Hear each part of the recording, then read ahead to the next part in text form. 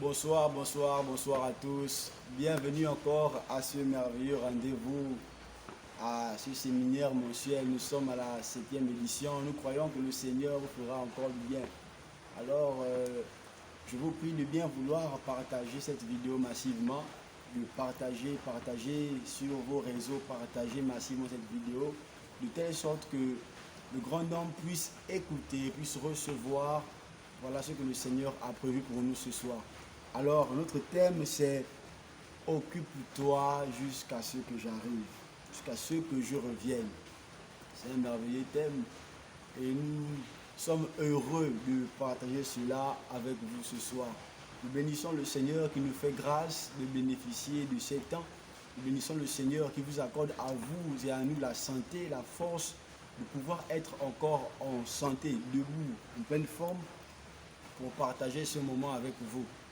Alors, sans plus tarder, nous voulons rentrer dans le vif du sujet et nous croyons que de là où vous êtes, là où vous recevez voilà, cet enseignement, le Seigneur va vous visiter, va vous parler, va vous procurer beaucoup de bien et va encore apporter un plus sur ce que vous savez déjà. Certainement, Dieu a quelque chose de particulier à te dire à toi ou encore à moi et nous croyons que ce soir, il le fera. Et par cette vidéo, par ces temps, il va nous dire des choses intéressantes. Alors, occupe-toi jusqu'à ce que je revienne. Ce thème a été inspiré par le Seigneur parce que plusieurs de ses fils, plusieurs de ses filles sont peut-être dans la distraction, ou probablement dans la distraction. Et nous voulons lire un passage avant de commencer ces temps d'enseignement ou d'exhortation. Nous sommes dans le livre de Matthieu, au chapitre 24, versets 45 à 47. Le Seigneur déclare dans sa parole, en Matthieu 24, chapitre 24, versets 45 à 47.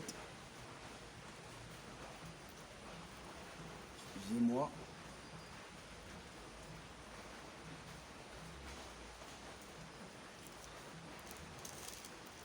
Plus de toi encore, yeah, yeah.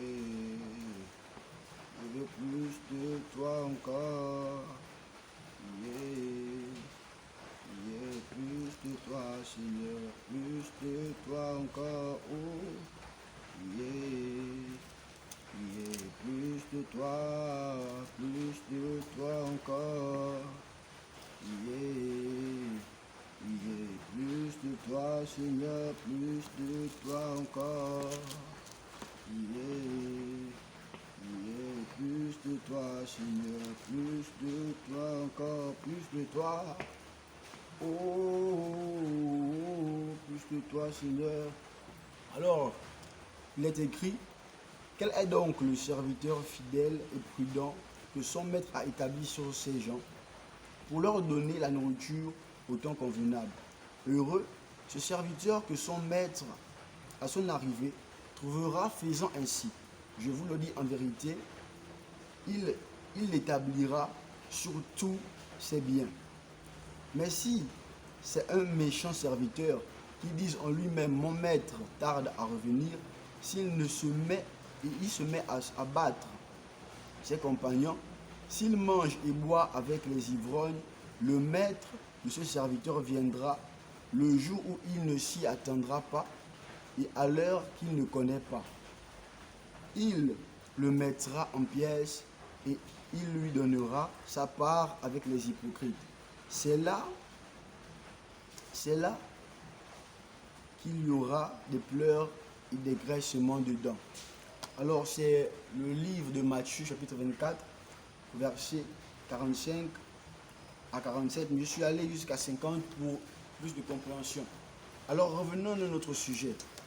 Nous sommes en train de parler d'un thème très capital. Je disais en amont que le thème c'est « Occupe-toi jusqu'à ce que je revienne ». Pourquoi est-ce qu'il faut s'occuper jusqu'à ce que le maître revienne? Vous savez, le Seigneur en repartant a établi les apôtres sur ce qu'il avait commencé à faire. Parce que le Seigneur a un désir, c'est que le grand nombre de personnes soient sauvées. Mais il est triste de voir aujourd'hui dans l'Église ou dans le corps de Christ que plusieurs croyants, plusieurs chrétiens ne s'occupent pas, ou encore du moins sont dans la négligence, ou dans le sommeil, ou dans la paresse. Et c'est un danger. Parce que le simple fait de ne pas s'occuper aux affaires de Dieu vous expose aux yeux de l'ennemi qui est le diable. Et si on ne s'occupe pas jusqu'à ce que le Seigneur revienne, le diable va nous occuper jusqu'à ce que le Seigneur revienne. Et si le diable, lui, vient à nous occuper, c'est un danger pour notre vie. Peut-être sommes-nous convertis depuis 3 ans, depuis 4 ans, depuis 6 mois. Et on se dit que c'était juste le pas qu'il fallait faire, c'était la conversion. Mais après la conversion, il y a une autre étape, il y a d'autres étapes qui s'ouvrent devant nous. Et nous devons demeurer fidèles jusqu'à ce que le Seigneur arrive. Nous devons attendre en activité et non pas attendre en étant oisifs comme ce serviteur dans le verset que nous venons à peine de lire. Je voudrais développer avec nous un sous-thème qui est « Conserve-toi pur et fais l'œuvre de ton maître ». Conserve-toi pur et fais l'œuvre de ton maître. Pourquoi conserve-toi pur? La Bible déclare que sans la sanctification, personne ne verra Dieu. Quand on parle de se conserver pur, ici il est simplement question de se préserver de tout vent extérieur. Quand je parle de vent extérieur ici, certains ont peut-être la pensée qu'il s'agit des fusils nocturnes et autres. Mais ce n'est pas de ça qu'il s'agit. Il s'agit simplement de se préserver dans un état de pureté, dans un état de sainteté qui plaira au Seigneur ou qui plaît au Seigneur. Pourquoi cela? Celui-là qui ne se sanctifie pas peut manifester certaines grâces et c'est un danger. Beaucoup de chrétiens sont dans les églises, ils ne se sanctifient pas, mais à cause de certaines grâces qu'ils ont, ils se disent qu'ils vont hériter le royaume de Dieu. Or, ce n'est pas à cela que le Seigneur nous attend. Je disais que mon sous-thème c'est « Conserve-toi pur et fais l'œuvre de ton maître ». Pourquoi faut-il qu'on se conserve pur? Déjà parce que notre paix en dépend. La sainteté ou encore la vie de sanctification nous garantit la paix. La paix. Parce que celui qui se sanctifie ne marche pas dans l'hypocrisie. Il marche dans la vérité. Il marche dans l'honnêteté. Il marche dans la quiétude et non dans les inquiétudes. Tandis que celui qui ne se sanctifie pas ou celui qui ne se conserve pas pur sera surpris. La Bible nous parle des 10 vierges dans le livre de Matthieu chapitre 25. Les 10 vierges, 25 au chapitre 25 au verset 1 à 10, des 10 vierges. Ces 10 vierges-là qui se sont conservées, 5 se sont conservées pour atteindre l'époux et les 5 autres étaient des insensés ou encore des folles. Elles ne se sont pas conservées, elles n'ont pas conservé ce qu'il fallait conserver pour entrer, voilà, aux noces avec l'époux. Et beaucoup de chrétiens sont comme ça. Beaucoup de chrétiens ont du mal à se discipliner. Parce qu'on peut avoir la volonté de dire, voilà, je vais me sanctifier, mais ce n'est pas ta propre force qui va t'amener à te sanctifier. C'est la discipline accompagnée de la vie de l'Esprit de Dieu en toi qui va t'emmener à la sanctification. Cependant, beaucoup de personnes n'y arrivent pas. Je disais que la sanctification nous garantit la paix. Elle nous garantit la paix. Voyez-vous, un voleur, il va dans un magasin, il va dérober l'argent ou encore prendre des boîtes de lait et autres. Quand il va terminer son vol, son délit, son crime, il sera chez lui. Sa conscience va l'accuser. Sa conscience va l'accuser. Ce que tu as fait là, c'est pas bien. Ce que tu as fait, c'est pas bien. Ce que tu as fait, c'est pas bien. Et il n'aura pas de paix. Il n'aura pas de paix. Il sera privé de paix parce qu'il a commis un délit, parce qu'il a volé. Tandis que celui-là qui se sanctifie ne vivra pas de telles choses. Il n'est pas dans l'angoisse de se dire « j'ai appris la chose d'autrui, on va m'arrêter, on va me porter plainte ». Tandis que le voleur, lui, il a cette pression-là. Autre chose, cela nous garantit la santé. Non seulement la santé physique, mais aussi la santé spirituelle. Ce que nous ne savons pas pour la plupart, c'est que beaucoup de problèmes de santé sont liés au fait que nous ne vivons pas la sainteté. beaucoup de problèmes de santé que nous avons, tant sur le plan spirituel que sur le plan physique, sont liés au fait que nous n'arrivons pas ou nous ne vivons pas la sanctification. Nous ne nous conservons pas dans la pureté. La parole déclare que toute chose est bonne, pour paraphraser, toute chose est bonne, selon le Seigneur, pour ceux qui, tout est bon, pourvu que cela soit pris avec un usage légitime. Je veux dire encore par là, manger, c'est pas mauvais. Il est bien de manger. Mais dès lors que manger pour nous, ça devient la gourmandise, on mange maintenant, on fait l'excès de table, ça va nous causer des problèmes de santé, tels que l'obésité, le diabète et autre chose. Mais si on mange normalement, tranquillement, parce qu'on a faim, par besoin en fait, juste parce qu'il y a un besoin qui est là, on n'aura pas de problème de santé. Mais celui-là qui ne fonctionne pas ainsi aura des problèmes de santé. Et même encore là, je vais aller plus loin. Savez-vous que le jeûne est une chose indispensable à notre bien-être physique? Beaucoup de personnes ne le savent pas, mais sont beaucoup plus axées, par exemple, sur le sport. Même la parole déclare qu'il y a un temps pour tout. Je ne suis pas en train de dire que cela est mauvais. Je suis simplement en train de dire que toutes ces choses-là contribuent à nous maintenir dans un état de pureté. Non seulement une pureté physique, mais aussi une pureté spirituelle. Parce que nous sommes le temple du Saint-Esprit. Notre corps est le temple du Saint-Esprit. Et voyez-vous, on ne peut pas faire avec le temple du Saint-Esprit n'importe quoi. Je vous prends un exemple simple. Lorsque quelqu'un va chez un marabout, un féticheur, un ganga, il ne met pas les choses n'importe comment, il ne met pas les pieds n'importe où, il ne fait pas ce qu'il veut parce qu'il est arrivé dans un endroit qui est consacré à un Dieu. Ainsi, notre corps, qui est le temple du Saint-Esprit, ne peut pas recevoir tout et n'importe quoi. Voyons ici ce que nous écoutons, ce que nous disons, ce que nous faisons et même ce que nous touchons. Dans le livre de Romains 12 au verset 1, il est écrit « Je vous exhorte, frères, à offrir vos corps comme un sacrifice vivant, ce qui sera de votre part un culte saint et agréable à Dieu. » Il dit offrir vos corps comme un sacrifice vivant. Un sacrifice vivant, c'est un sacrifice où on entend des cris, on entend des pleurs, parce que c'est quelque chose qui est en vie, qu'on met sur l'autel et qu'on va immoler. Ainsi, Dieu nous invite aussi à déposer nos passions, à déposer toutes ces choses-là qui ne glorifient pas le Seigneur et qui occupent une place dans notre vie. Nous devons attendre le Seigneur, mais aussi en travaillant sur notre salut. Nous attendons le retour du Seigneur, mais nous nous occupons aussi à travailler sur notre salut. Nous nous occupons à travailler sur la sainteté. Lorsqu'on a accepté le Seigneur, je disais au préalable qu'il y avait des choses qu'il fallait faire. Il fallait continuer la marche. Mais si tu as accepté le Seigneur et que tu restes oisif, tu restes assis, le diable va t'occuper. Comment est-ce que tu dois t'occuper? Il y a plusieurs manières de s'occuper. Plusieurs manières dont on peut s'occuper en attendant la venue du Seigneur. Vous savez, ces choses ne sont pas dites juste comme ça. Si le Seigneur a dit cela, c'est parce qu'il savait que des événements allaient arriver après notre marche. Regardez par exemple un chrétien qui, lui, les chrétiens, ça fait peut-être 3 jours, il met sa vie à Christ. Et au lieu de s'occuper aux choses du Seigneur, par exemple, apprendre la parole de Dieu, chercher à notre Dieu dans l'intimité, décide de repartir, passer du temps avec ses camarades. Certainement, il se dira, je vais partager avec eux ma nouvelle vie. Je vais dire à mes anciens camarades ce que Jésus a fait pour moi. Imaginons un instant que ces anciens camarades soient des ivrognes, soit des voleurs, soit des fumeurs. À coup sûr, il sera tenté de repartir dans ces choses-là.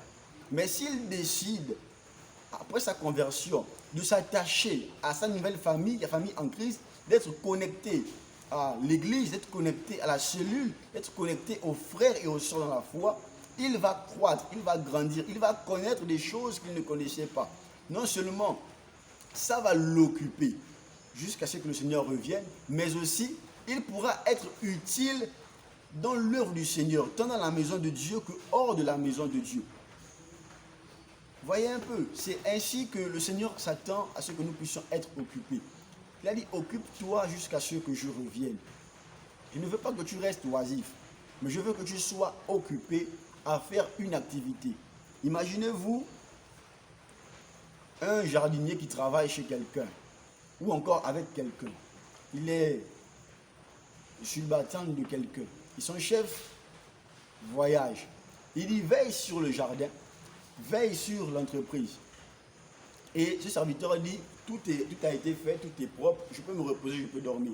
Il sera surpris parce que les voleurs viendront piller ce qui a été planté. Quand ils viendront piller, il va exposer le jardin ou le champ de son maître aux voleurs. Pendant qu'il sera en train de dormir, les voleurs vont tout saccager. Comme ils vont tout saccager, lui aussi, cela va lui valoir des problèmes avec son maître. Ce qui fait que les récompenses ou la récompense que le maître devait lui donner, il ne pourra plus bénéficier de cela. Parce que pendant un temps, il s'est laissé distraire. Il s'est laissé aller dans l'oisiveté.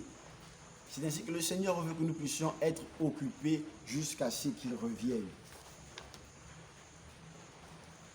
Être occupé jusqu'à ce que le Seigneur revienne et se conserver pur, comme je disais, nous garantit aussi le succès. Nous pouvons le voir dans le livre de 2 Chroniques, chapitre 20 au verset 20. Cela nous garantit aussi le succès.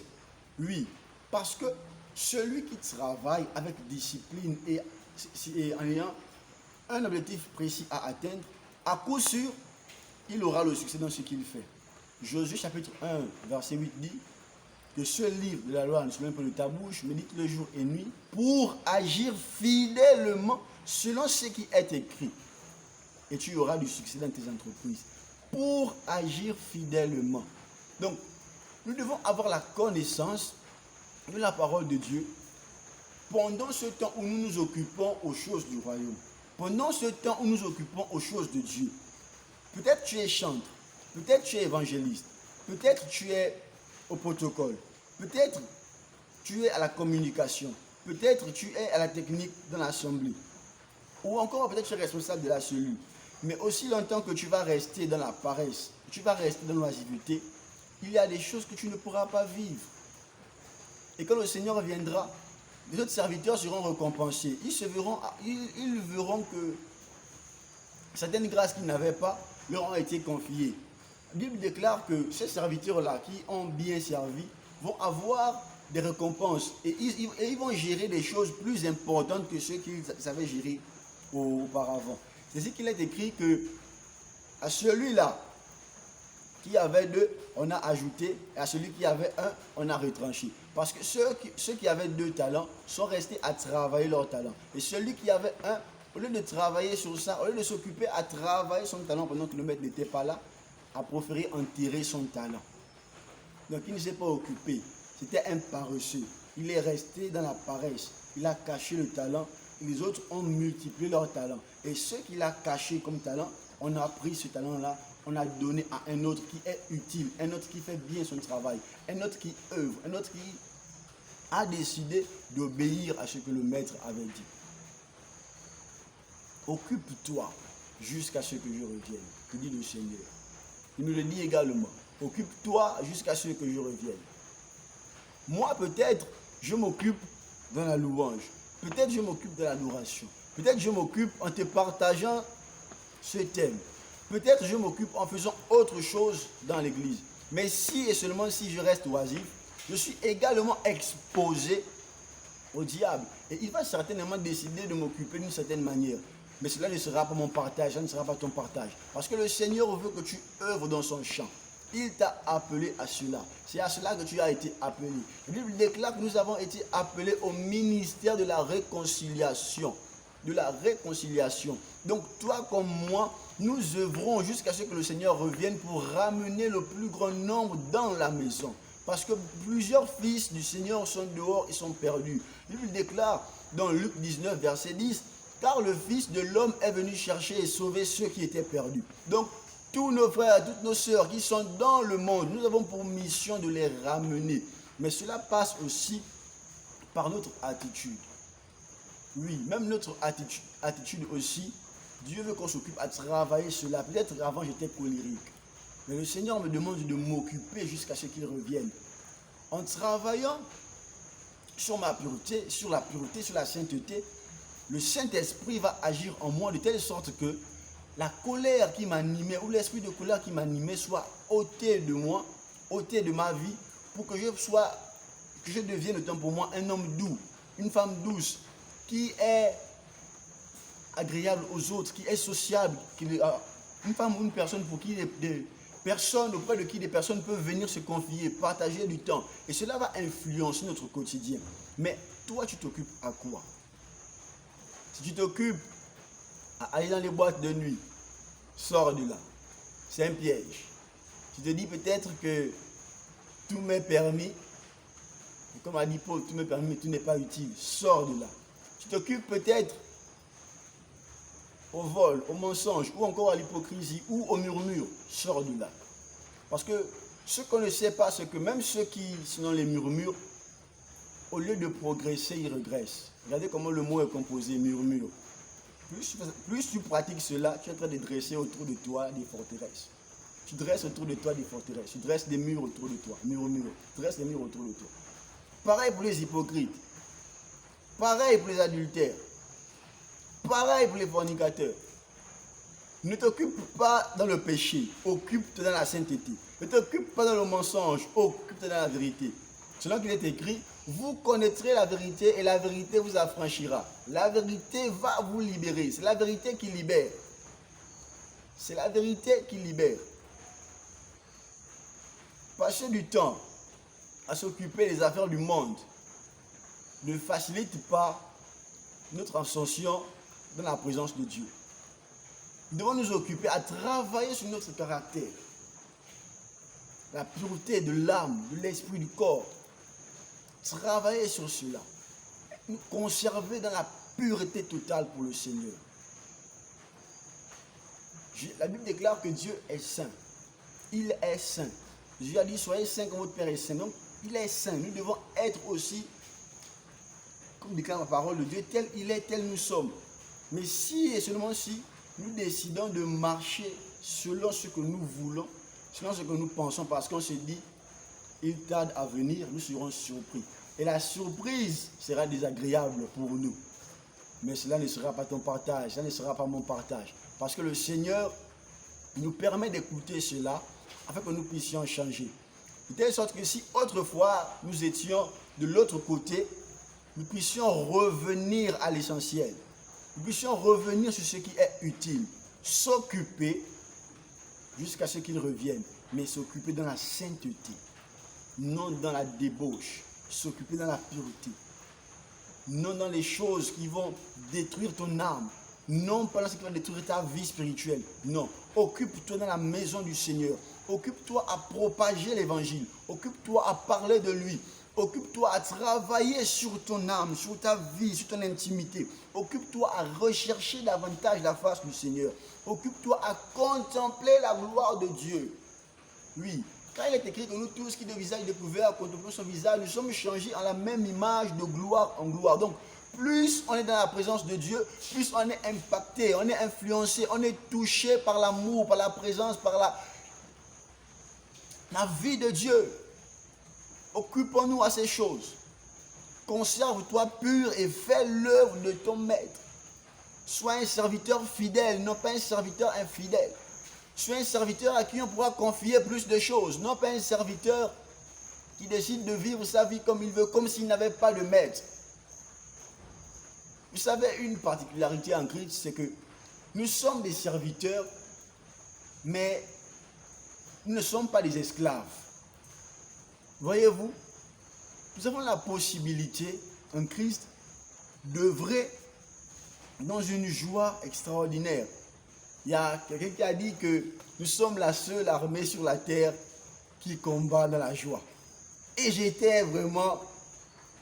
Non, cette phrase m'a touché. Il dit, nous sommes la seule armée sur terre qui fait la guerre dans la joie. Le jour du Seigneur ne pèse pas, il n'est pas lourd, il n'est pas difficile. À condition que l'on prenne la résolution de se conformer à sa parole. Peut-être tu m'entends, tu diras, c'est difficile. J'ai accepté Jésus hier, j'ai essayé d'abandonner ceci, cela, je n'y arrive pas. Va vers le Maître. Va vers le Seigneur. C'est lui qui t'aidera à faire cela. Mais ne te dis pas, j'abandonne. Non. Vous savez, mon père là-bas toujours il dit souvent, un lâche ne gagne jamais. Et un gagnant ne lâche jamais. Nous sommes des gagnants, nous sommes des conquérants, nous sommes nés pour gagner. Nous sommes venus dans ce monde pour gagner les âmes, nos frères et sœurs qui sont dans le monde, pour gagner ces personnes-là à Christ. Et nous devons le faire dans la sainteté. Parce qu'on ne peut pas donner ce qu'on n'a pas. Si en toi tu es rempli de débauche, quand tu vas aller prêcher, ce que tu vas dire n'aura pas d'efficacité. Si tu es rempli des chansons du monde, quand tu vas aller chanter, il n'y aura pas d'efficacité. Parce que ces chansons sont influencées par des esprits. Donc, quand toi tu vas aller prêcher, tu vas communiquer quoi? Quand tu vas aller encourager, exhorter, tu vas aller dehors à l'évangélisation, tu vas communiquer quoi? Tandis que celui-là qui se conserve à la pureté et qui travaille tous les jours pour son salut, qui travaille tous les jours à s'occuper jusqu'à ce que le Seigneur revienne, lorsque lui il ira sur le terrain, il va prêcher, il va encourager, elle va chanter, il y aura une différence. Parce que la sainteté, la pureté de Dieu va sortir de cette personne-là. Et ça va produire quelque chose à l'extérieur. Parce que c'est d'abord de l'intérieur. Et de l'intérieur, ça va venir à l'extérieur et ça va produire quelque chose. Pour ceux qui chantent, occupe-toi, applique-toi sur le chant, applique-toi. Travaille dur, travaille dur, travaille dur. Se conserver pur est aussi une chose juste. Je dirais même plus, c'est une chose juste devant le Seigneur. Ésaïe 61, verset 8 en parle. Vous pourrez méditer chez vous. C'est une chose juste devant le Seigneur, de se conserver pur, parce que lui-même d'abord, il est saint. Nous devons nous conserver purs. Nous devons être purs pour le Seigneur. Nous devons être des lampes sur la montagne qui brillent sérieusement. Qui brillent sérieusement. Quand on parle d'influence, on parle d'influenceurs, on parle d'influenceuses, ce sont des personnes qui sont vues. Des personnes vues, qui sont exposées. Et d'une manière ou d'une autre, la sainteté nous expose. D'une manière ou d'une autre, la sainteté nous expose. Je disais tout à l'heure que certaines maladies sont le fruit et le produit de notre vie de débauche ou encore d'une vie mal rangée. Celui-là qui se conserve pur, quand bien même il peut ne pas avoir le don de guérison, il peut être appelé quelque part à prier pour quelqu'un. À cause de ceux qui dégagent la vie de Dieu, ils transportent la vie de Dieu. Parce qu'il est écrit, voici les miracles qui accompagneront ceux qui auront cru. En mon nom, ils chasseront les démons, ils imposeront les mains aux malades, les malades seront guéris. Pour que cela se fasse, il faut d'abord que la nature de Christ soit en toi. Donc la pureté, la sainteté, la sanctification soit en toi. Ainsi, lorsque tu vas arriver dans un milieu où quelqu'un est malade, tu n'auras pas d'effort à fournir. Juste ta foi suffira pour apporter la solution au problème. Mais d'abord, il faudrait qu'il y ait la sainteté. Parce que sans la sanctification, personne ne verra Dieu. Tu veux voir Dieu dans ta vie, tu veux voir Dieu dans la santé, sanctifie-toi.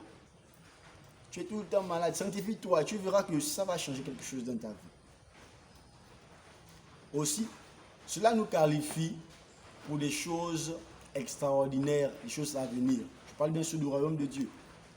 Quand on marche dans la sanctification, on est qualifié pour le ciel. On est qualifié pour le royaume de Dieu. Cela est juste devant le Seigneur et cela nous qualifie aussi pour les choses à venir. Nous pouvons le voir dans le livre de 2 Pierre, chapitre 5, verset 4. Je disais aussi qu'il fallait faire l'œuvre du maître. Alors, tu me diras, je ne sais pas quoi faire. Je vois les autres œuvrer, mais moi je n'arrive pas. Ok, la réponse à ton problème, à ta préoccupation, se trouve dans la parole de Dieu. Dans la parole de Dieu. Dans la parole de Dieu, tu trouveras forcément quelque chose à faire. En étant intime au Seigneur, tu trouveras forcément quelque chose à faire. Parce que dans la maison de Dieu, il n'y a personne qui est assis et ne fait rien. Tout le monde est utile dans la maison de Dieu. Donc forcément, Le Saint-Esprit te communiquera une pensée, une vision, te donnera une idée, va t'interpeller. Ça peut être pendant le culte, on peut donner des annonces et dire, voilà des personnes qui sont intéressées par le nettoyage, par ceci, par cela. Tu te dis, je n'ai rien à faire, mais pendant que l'annonce est donnée, c'est à toi que cela s'adresse. Tu ne fais rien. Tu peux t'occuper à faire cela. Tu sais peut-être chanter, tu chantes en cachette à la maison, dans ta chambre, tu chantes très bien dans ta chambre. On apprécie souvent ce que tu fais. Tu te dis, je ne sais pas ce qu'il faut faire à l'église, mais utilise ta voix. Utilise ta voix pour chanter pour le Seigneur. Sois fidèle à cela et tu verras que les choses merveilleuses vont se passer. Aussi, pour ceux qui ont honte, ceux qui sont honteuses, qui ont du mal à se dire, bon, moi je vais faire telle chose, à cause du regard des gens. Dieu déclare que nous n'avons pas reçu un esprit de timidité pour vivre dans la crainte. Nous avons reçu le Saint-Esprit, l'Esprit qui est au-dessus de tous les esprits. Il est au-dessus de l'esprit de la honte. Donc, cette honte qui vous habite vous libère au nom de Jésus. Parce qu'il y en a qui sont là, ils ont le potentiel, ils ont des capacités, mais ils ont du mal à s'occuper aux choses du Seigneur parce que simplement, il y a la honte qui est là. Non. Vous ne devez pas avoir honte. Au contraire, servir Dieu devrait être pour vous un privilège, car c'est un privilège. C'est une chose extraordinaire que de servir Dieu. Pour la plupart, vous êtes peut-être jeune. Alors vous écoutez ce message, tu es peut-être jeune, tu es peut-être âgé et tu te dis, pour moi c'est trop tard. Non, ce n'est pas trop tard. Avec Dieu, il n'est jamais trop tard. Peu importe ton âge, peu importe tes compétences, peu importe tes qualifications, tu es utile pour Dieu. Il y a beaucoup de jeunes dans la Bible qui ont réalisé des choses extraordinaires avec Dieu. Il y a aussi beaucoup d'hommes, de femmes âgées qui ont réalisé des choses extraordinaires avec Dieu. Ça ne dépend pas de ton âge, ça ne dépend pas de tes diplômes. Ça dépend simplement du fait que tu décides de t'occuper jusqu'à ce que le Seigneur arrive. Juste ça. Seigneur, je ne veux pas être oisif, de peur que Satan ne m'occupe. Occupe-moi. Je ne veux pas être là assis à ne rien faire. Je veux que mes mains soient utiles pour ton œuvre. Occupe-moi. Peut-être que tu sais faire les gâteaux. Tu ne sais rien faire d'autre que les gâteaux. Tu peux décider de dire, je fais les gâteaux et avec les gâteaux, je vais soutenir l'œuvre de Dieu. Tu t'occupes. Tu t'occupes. Je sais faire les crêpes. Tu peux faire les crêpes. Tu t'occupes. Et ça va nous apporter des choses extraordinaires, des grâces extraordinaires. Rassurez-vous, si et seulement si tous les chrétiens du monde prenaient la résolution de s'occuper jusqu'à ce que le Seigneur revienne et de s'occuper comme il faut, l'Église allait connaître une expansion extraordinaire. Croyez-moi, une expansion extraordinaire. Parce qu'il y a des choses que le monde n'a pas encore vues, que le monde n'a pas encore expérimentées. Mais il y a des personnes que Dieu a réservées dans le secret pour amener le monde à vivre ces choses-là. Alors, je voudrais partager avec vous quelques points que j'ai pu noter sur le fait de faire l'œuvre de Dieu dans la fidélité.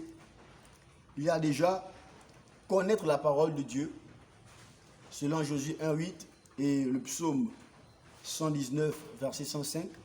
Ensuite, manifester la crainte de Dieu. Il déclare que la crainte de Dieu est le commencement de la sagesse, c'est aussi la haine du mal. Vous pouvez prendre Proverbe, chapitre 9, verset 10. On a aussi être toujours obéissant, selon 1 Samuel 15, verset 22. On a connaître la vision du Maître.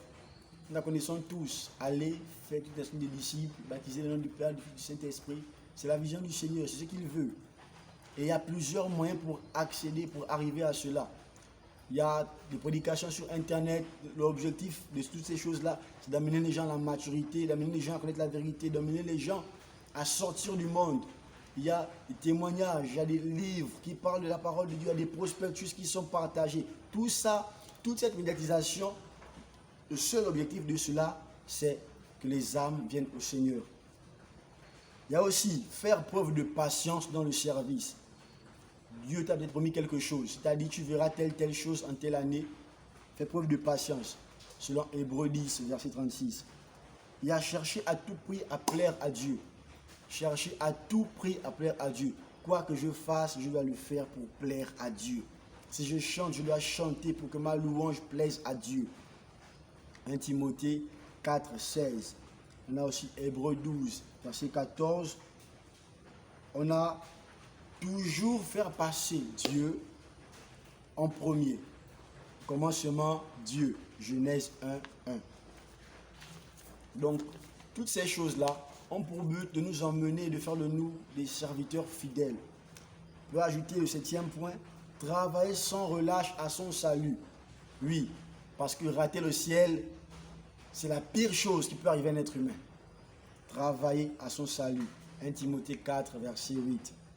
Mener une vie de prière constante. Sinon qu'il est écrit, prier sans cesse. Parce que la prière nous aidera à atteindre cet objectif-là. Celui qui ne prie pas s'expose.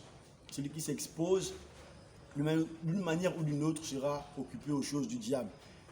Un homme de Dieu a dit, les affaires du roi sont pressantes. Alors, travaillons à cela. Nous devons aussi faire preuve de foi.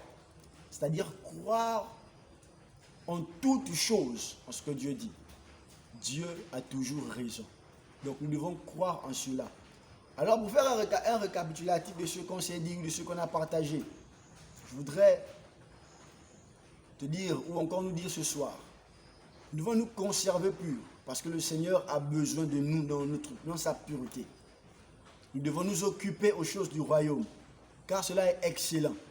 Cela nous garantit la paix, la santé, la joie, le succès, et toutes ces choses merveilleuses que tu veux vivre.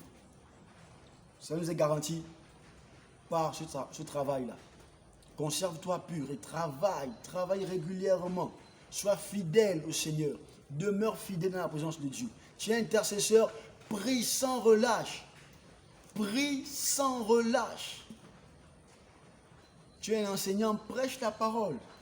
Demande à Dieu de t'inspirer. Le Saint-Esprit va t'inspirer des messages. Tu es au protocole, fais ce service-là de manière humble et merveilleuse. Et même par ton service, les gens seront impactés. Tu es chantre. Ne chante pas dans la chair pour être vu, chante en esprit, afin que pendant que tu es en train de chanter, les gens soient influencés par l'Esprit de Dieu. Donc que tu chantes comme ça. Si quelqu'un était dans la salle possédé, un esprit quitte le corps à cause de ta louange, à cause de l'adoration, tellement c'est rempli de sainteté. Là où il y a la sainteté, il ne peut pas avoir l'impudicité. Il ne peut pas avoir les esprits impurs, ce n'est pas possible. Dès lors que la sainteté de Dieu se manifeste, toute impureté se dissipe. Alors conservons-nous purs, occupons-nous jusqu'à ce que le Seigneur revienne. Occupons-nous pour les choses justes, parce que Dieu est juste. Si tu fais semblant, il sait que tu fais semblant. Si tu as un pied dedans, un pied dehors, il sait. Vous réalisez que le monde entier est entre ses mains comme ça. Donc il nous voit tous. Soyons vrais. Marchons dans la sanctification. Si tu as le désir de voir réellement Dieu un jour, sanctifie-toi. Sanctifie-toi tous les jours. S'il arrive que tu tombes, que tu pèches, répands-toi. Ne reste pas dans l'angoisse. Répands-toi, prends courage. Continue la course, soldat. Lève-toi et continue à courir. Il est écrit, le royaume des cieux appartient aux violents. Alors faisons-nous violence. Faisons-nous violence. Et occupons-nous jusqu'à ce que le Seigneur revienne. Je voudrais prier pour toi qui regarde cette vidéo. Mon Père, mon Dieu, je te prie. Seigneur, pour toutes les personnes qui regardent cette vidéo et qui ne savent pas quoi faire pour être occupées jusqu'à ce que tu reviennes, inspire ces personnes. Père, je prie que si parmi ces personnes, il y avait des personnes malades, que la guérison de Dieu les localise maintenant. Père, que ta main les visite, que la guérison leur soit accordée. Je prie que tu visites leurs assemblées, leurs familles, que tu touches leur vie d'une manière extraordinaire. Père, bénis-les d'une façon très spectaculaire. Je te prie de toucher leur vie, d'influencer leur environnement. Merci encore d'avoir passé ces temps avec nous. Je prie que Dieu vous surprenne véritablement. Et le programme continue. Juste espérer que vous avez pu noter certaines choses, même si j'ai été, voilà, un peu très vite. Mais nous sommes aussi tenus par le temps. Que le Seigneur vous bénisse richement, vous et vos familles, qui se souviennent de vous en chaque chose. N'oubliez pas une chose, Jésus-Christ revient, et il revient véritablement. Que Dieu vous bénisse. Shalom.